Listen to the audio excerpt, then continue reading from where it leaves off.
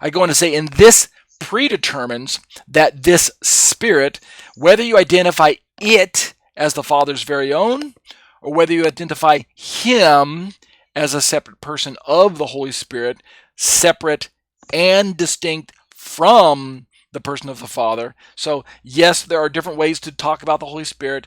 I hear believers who talk about the Spirit in terms of it. I hear believers talk about the Holy Spirit in terms of He. I prefer He, and I think that there's ample enough evidence in the Bible to describe the Holy Spirit in terms of He, give Him personhood, give Him personality. He has personality, and I think that's the best way to describe Him. However, sometimes we're focusing on the power of the Holy Spirit. We're focusing on functions of the Holy Spirit and the actions, and so sometimes we'll use it. So I'm not terribly put off by that. But at the end of the day, I really prefer to refer to the Holy Spirit as a He. Either way, we're talking about the fact that the Spirit.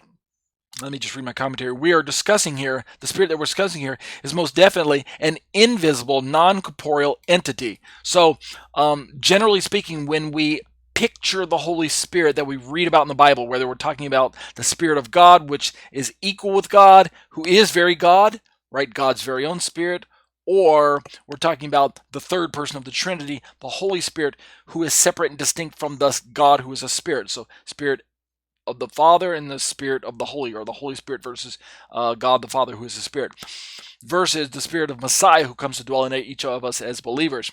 Either way, we're still talking about the invisible, non-corporeal entity known as the Spirit, meaning aside from those few times in the Bible where we read about theophanies of the Spirit, I like to call it, where we have a manifestation in the form of either mighty rushing wind, or cloves of tongues, tongues of cloven fire that came to rest on the believers in Acts chapter 2, or that's the Holy Spirit. But if it's a kind of a theophany of the Holy Spirit.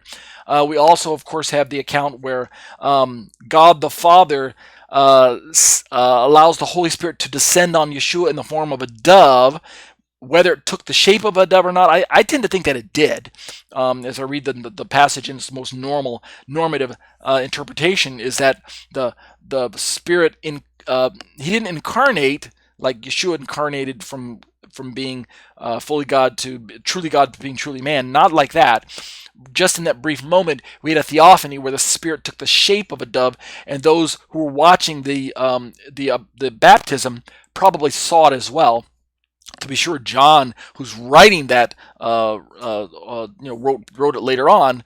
He's doing the baptism, and then he goes back and writes it. Or John the Baptist is doing the baptism, and John the Apostle is writing it. Either way, we're talking about the description as a dove. So that would be a temporary theophany of the Holy Spirit. But generally speaking, other than those brief instances in the Bible, we, just like God the Father is a spirit and He's invisible, the Holy Spirit is also a spirit. He's invisible, right? And you're thinking, why am I even bringing all that up?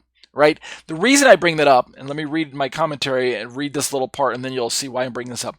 And yet, I say in my commentary, Yeshua was and most definitely is flesh and blood human. He was and is most definitely a flesh and blood human that was seen by ordinary men when He walked on the earth. Now again, this is all trivial. Yeah, the Holy Spirit's a spirit. Yeah, God's a spirit. Yeah, Jesus is a man. Why am I bringing all this up?